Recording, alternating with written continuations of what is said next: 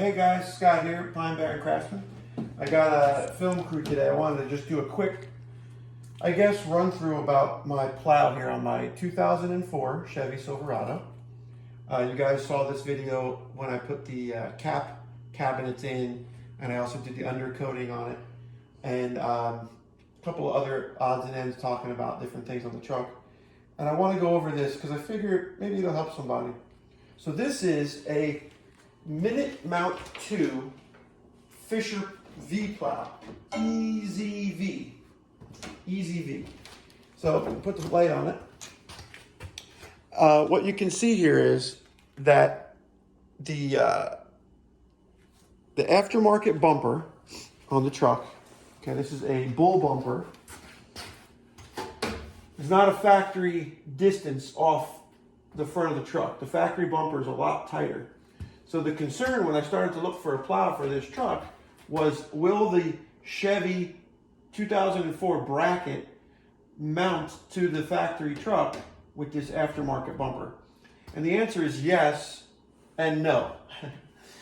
So I brought it to a local guy up here in Maine that deals with Fisher plows, and he said that you might have to use a different bracket off of, let's say, an F250 and F350. If you get down here, I'll show you the part I'm talking about. I believe that this is a 2004 Chevy bracket that he had to modify slightly to get it to work, because these look like it matched the factory mounts. But what needs to happen is this tab with this hole, okay, there's a vertical tab on either side, needs to get in between this channel. And then, let me just step right in front of you, stay right where you are. This is the mechanism that goes through this hole. So when you pull the truck up, it catches here on this tab under here, and it guides it up into place. This is obviously opened, okay? And once it locks in, you push the plow back with your hand, and it's supposed to click together. You can go like that, and it snaps in, and there's your 2 minute. Pull this lever after it's connected, and it pulls the foot up. But it works. This will work. But a couple of things to think about is when you dump the plow off, let me take a step back, in your garage or outside, make sure that the ground is level.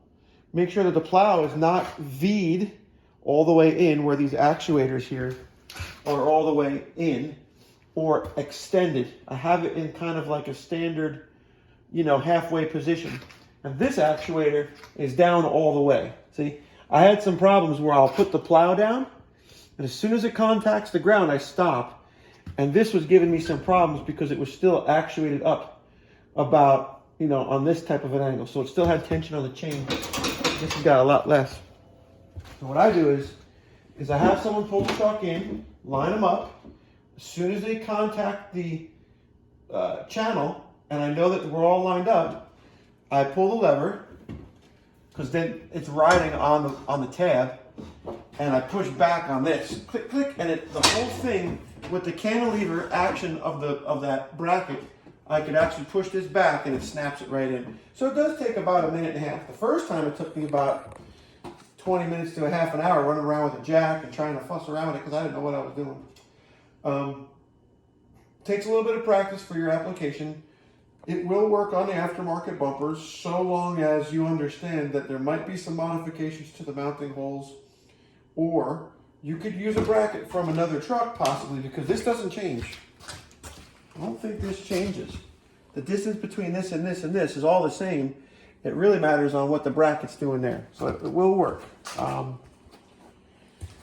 Little pros and cons. This is an electric motor, okay, that runs the hydraulic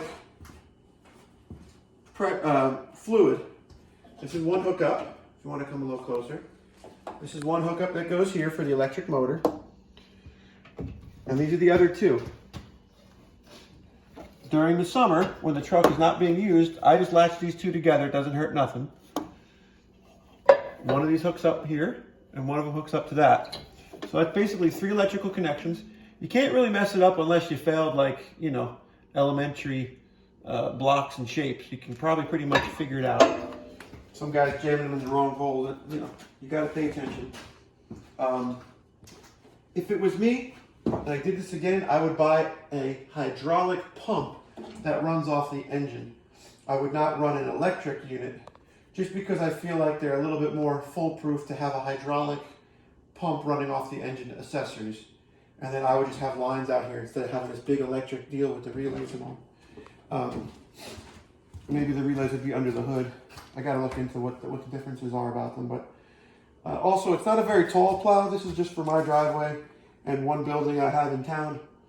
And if you grease everything, okay, you'll have no problems putting it on. If you try to go in dry here, it's gonna bind, it's gonna fight you the whole way, especially in the cold. So a little PB blaster on the moving components once in a while when you're using it. And then when you sit with storage, really cover it down with some grease and stuff so it doesn't rust on you. That's my spiel. These are LED lights. I can show you the controller real quick. I take the camera. Here, just take the light. Inside the truck. Okay, basic handle. It's got scoop, V, and wing. So you could do in and out with individual wings. Scoop, it goes forward, and V, it goes back. And then this is the other controls. And it has a float mechanism here, float setting. So that's, I really enjoy the handheld joystick, whatever you call that controller. So scoop would be V'd out, V would be V'd back, and wing is if I just want to articulate one wing at a time. So those are the settings. Let me know what you think of the video. If you want to see me actually install it outside or here, we can do that. It just gets noisy in the garage, and I think everybody figures it out now. Just pull up. It'll latch when you push it back, and always bring your foot up. This is your foot. Okay, that's your foot down here. That's what it's resting on. Don't go driving away with that down. You'll bend it and ruin the plow foot. All right, that's another video. Like, share, subscribe. Thanks for watching. We appreciate you. We're up to 300 and 400 and who knows how many subscribers now. I think 384. So we really appreciate it. Keep watching and commenting and keep it nice, all right? See you.